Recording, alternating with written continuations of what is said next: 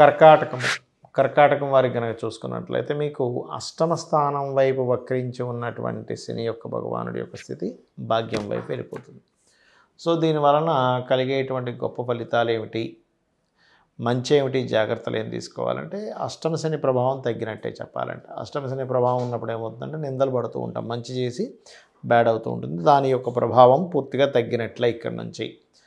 అలాగే భాగ్యస్థానంలో శని ఉంటూ 6వ స్థానం వైపు కుజుడి యొక్క దృష్టి పడుతుంది కాబట్టి అప్పులు, ముఖ్యంగా మీరు ఎవరికైనా అప్పులు ఇస్తున్నారు లేదా అనవసరంగా శత్రుత్వాలు పెరగబోతున్నాయి, ఈ యొక్క విషయం వల్ల గొడవలు పెరగబోతున్నాయి. మరియు శని 9లో ఉన్నందుకు కాస్త తండ్రి కారకుడైనటువంటి తండ్రి స్థానం మీద శని ఉంటూ కుజుడి యొక్క దృష్టి ఉంది కాబట్టి అప్పులు ఇవ్వడం తీసుకునేటువంటి విషయాల్లోని అనవసరమైన గొడవలు అవుతాయనుకునేటువంటి విషయంలో కొంత జాగ్రత్తగా ఉండాలి. కాకపోతే కాంపిటీషన్ రిలేటెడ్ వాటిల్లో బాగా సక్సెస్ అవుతారు. మరియు తండ్రి గారి ఆరోగ్య విషయంలో ముఖ్యంగా తండ్రి గారికి కొంచెం ఏదైనా ఏమంటారు బాగా ఒక్కోసారి చూడండి స్ట్రోక్స్, హార్ట్ రిలేటెడ్ ఇష్యూస్ వస్తుంటాయి కదా, ఇటువంటి విషయాల పట్ల కాస్త జాగ్రత్తగా ఉండాలి.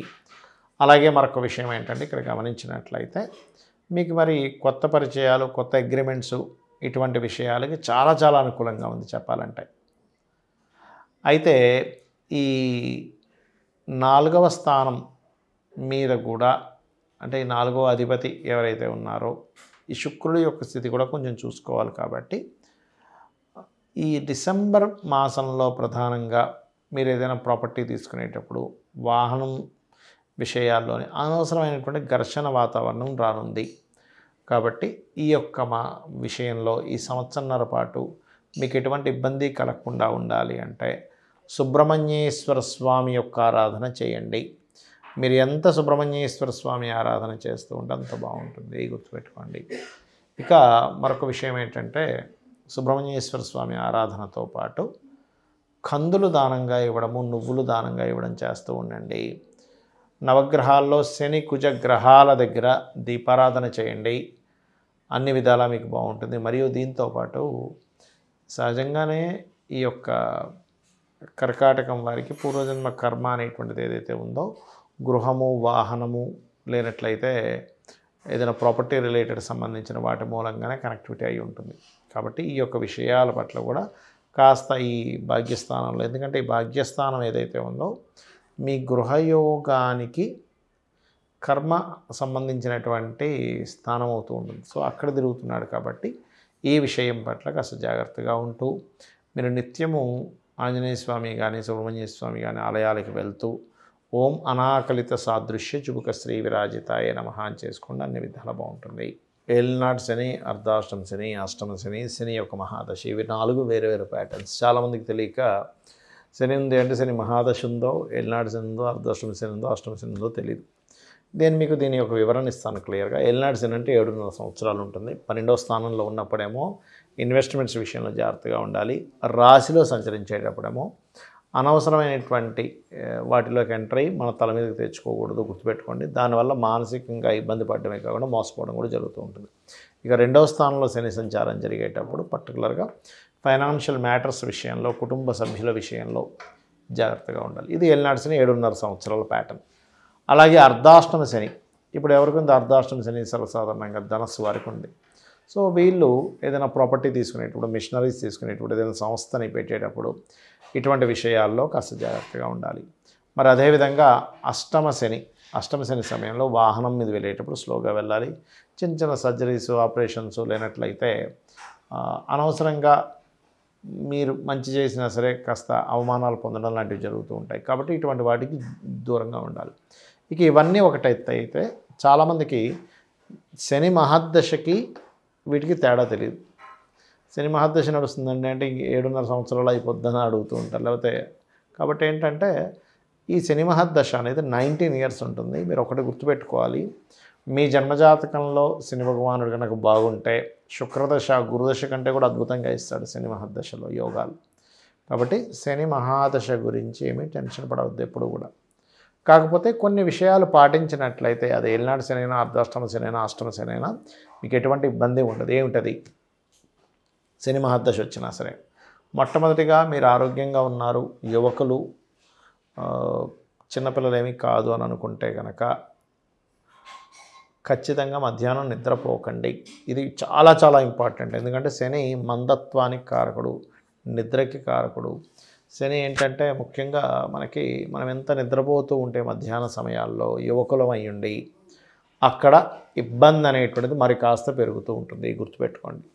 కాబట్టి ఎట్టి పరిస్థితుల్లో మధ్యాహ్నం పూట నిద్రపోకండి. అలాంటి రాత్రిపూట చాలామంది ఏం చేస్తారు, రాత్రి 12 గంటల వరకు మెలుకు ఉండి దాని తర్వాత నిద్రపోతూ ఉంటారు పగలంతా. అది చాలా చాలా రివర్స్గా మీకు నెగిటివ్ ట్రిగర్ అవుతూ ఉంటుంది. ఇక రెండవది, మీరు ఆంజనేయ స్వామి ఆలయానికి కానీ, సుబ్రహ్మణ్యేశ్వర స్వామి ఆలయానికి కానీ, లక్ష్మీ నరసింహస్వామి ఆలయానికి కానీ, గణపతి ఆలయాలకు కానీ, ఈ 4 ఆలయాలకి లేదా రావి చెట్టు చుట్టూ కానీ, ఈ 5లో ఏదైనా ఒకటి మీరు ఎంచుకొని రెగ్యులర్గా మీరు విజిట్ చేస్తూ రోజు ఉదయం పూట వెళ్ళి అక్కడ ప్రదక్షిణం చేసి కాసేపు కూర్చొని రండి.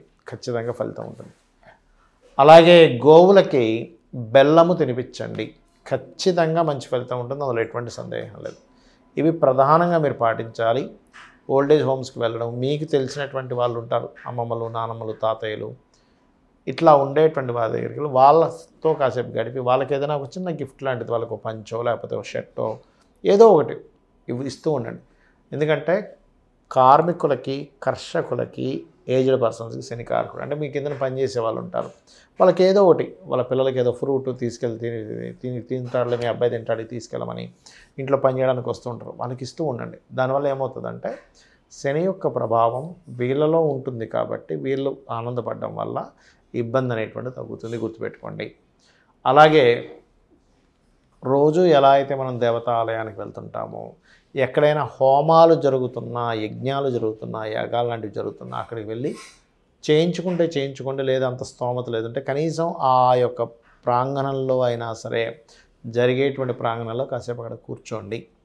శాస్త్రం ఏం చెప్తుందంటే ఒక హోమమో యజ్ఞమో జరిగేటప్పుడు అక్కడ ప్రాంగణంలో కూర్చుంటే 25% ఆ వ్యక్తికి వస్తుందట, గుర్తుపెట్టుకోండి. అది అలాగే ఎట్టి పరిస్థితుల్లో శనివారాలు ఎటువంటి ఇంపార్టెంట్ డెసిషన్స్ ఏమీ తీసుకోకండి. నల్ల చీమలకి కొన్ని చూడండి, మనకి చిన్న రవ్వ లాంటిది కానీ చక్కెర కానీ వేస్తూ ఉంటాం, అలాంటివి చేయండి. కాకులకి ఏదైనా తినిపిస్తూ ఉండండి, ముఖ్యంగా కాకులకి చక్కటి ఫలితాలు వస్తాయి. శని యొక్క ప్రభావం తగ్గడానికి దేవతా ఆరాధన ఎంత ముఖ్యమో పితృదేవత ఆరాధన కూడా అంతే ముఖ్యం. పితృదేవతల కోసమని, ఎందుకంటే వాళ్ళ అనుగ్రహం కలిగితే కూడా మనం కొంచెం మనకి తట్టుకునే శక్తి వస్తుంటుంది సిచ్యువేషన్స్ని. కాబట్టి స్వయం పాకం ఇవ్వడం అమావాస్య సమయంలో. అదేవిధంగా శనివారాలు ప్రత్యేకంగా నాన్ వెజిటేరియన్ అలవాటు ఉన్న వాళ్ళు, అసలు యాక్చువల్గా అయితే ఆదివారం అసలు తినకూడదు, శనివారం అలవాటు ఉన్న వాళ్ళు అసలు తీసుకోకండి పొరపాటును కూడా. శనివారం, బుధవారం తీసుకోమని చెప్పింది ఏదైనా ఎవరికైనా అలవాటు ఉన్నట్లయితే శాస్త్రం. అలాగే మరొక విషయం ఏంటంటే, ఇక్కడ లలితా సహస్రనామాల్లో ఒక అద్భుతమైన నామం ఉంటుంది. ఏమిటది అంటే ఓం అనాకలిత సాదృశ్య చుడుక శ్రీ విరాజితాయై నమః. అయితే ఇక్కడ మీకు ఏలినాడు శని కానీ, అష్టమ శని కానీ, అర్ధాష్టమ శని కానీ ఎప్పుడూ బ్యాడే ఇవ్వాలని రూల్ లేదు, గుర్తుపెట్టుకోండి. మంచి కూడా చేస్తుంది. ఏమిటది, ఎందుకు చేస్తుంది, ఎలా అంటే మీకు నడుస్తున్న మహాదశ అంతర్దశలను ఆధారంగా తీసుకొని మీకు గోచారంలో ఉన్నటువంటి శని యొక్క పొజిషన్, మీ లగ్నం ఏదైతే అయిందో లగ్నం నుంచి ఎన్నో స్థానంలో ఉంది, అక్కడ సంచరిస్తున్నటువంటి అర్ధాష్టమ శని కావచ్చు, అష్టమ శని కావచ్చు, ఏలినాడు శని కావచ్చు, అక్కడ సంచరిస్తున్నటువంటి గ్రహం ఎటువంటి పోర్ట్ఫోలియోస్ ఇస్తుందో దాన్ని బట్టి మీకు అది మంచి కూడా చేస్తుంది. ఒక్కోసారి కొంతమంది చూడండి ఏలినాడు శనిలో చాలా బాగుందండి అంటారు, అయిపోయాక ఇబ్బంది వస్తుందండి అంటారు. అంటే ఏమిటి, లగ్నం నుంచి, మీ లగ్నం నుంచి శని భగవానుడు ఎన్నో భావంలో, ఏలినాడు శని చూసుకునేది మాత్రం చంద్రుడి నుంచి చూసుకుంటాం. చంద్రుడి నుంచి 12 రాశి 2వ స్థానంలోని, అదేవిధంగా అర్ధాష్టమ శని అయితే చంద్రుడి నుంచి 4వ స్థానంలో, అష్టమ శని అయితే చంద్రుడి నుంచి 8వ స్థానంలో చూస్తూ ఉంటాం, చూడమని కాదు.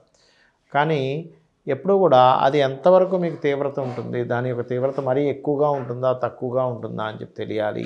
బ్యాడ్గా ఉంటుంది, నెగిటివ్ ట్రిగర్ చేస్తుందా ఏలినాడు శని, లేదా పాజిటివ్ ట్రిగర్ చేస్తుందా తెలియాలి అంటే మీరు చేయవలసింది ఏమిటంటే, ఫస్ట్ ఆఫ్ ఆల్ అది ఏ పొజిషన్లో ఏ నక్షత్రాల మీద సంచరిస్తుందో చూసుకొని దానికి సంబంధించిన రెమెడీ కూడా చేసుకుంటే మీకు ఎటువంటి ఇబ్బంది ఉండదు. శ్రీమాత్రే నమః.